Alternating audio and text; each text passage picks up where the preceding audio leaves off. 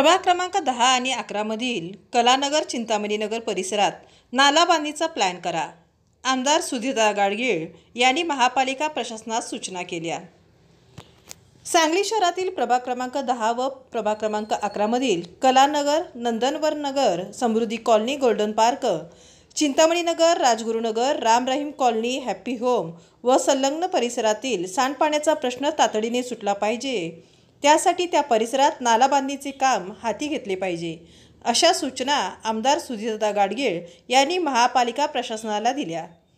आमदार गाडगीळ म्हणाले, या परिसरातील सांडपाण्याचा आणि नाल्याचा प्रश्न संपवण्यासाठी तातडीने नाला बांधणीचे प्लॅन आणि एस्टिमेट तयार करा. ते महापालिकेला सादर करा, म्हणजे हा प्रश्न कायमचा दूर होऊ शकेल.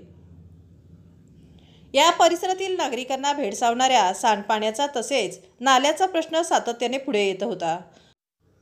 हा प्रश्न कायमस्वरूपी मार्गी लावण्यासाठी आमदार गाडगीळ यांनी प्रत्यक्ष तेथील भागात महापालिका प्रशासनासह जाऊन पाहणी केली. संबंधित अधिकाऱ्याला लवकरात लवकर तांत्रिक बाबी पूर्ण करून नाला बांधण्याचे अंदाजपत्रक तयार करा आणि ते महापालिका प्रशासनास सादर करा. नागरिकांना भेडसावणारा हा प्रश्न कायमस्वरूपी निकाली निघाला पाहिजे, असंही आमदार गाडगीळ म्हणाले.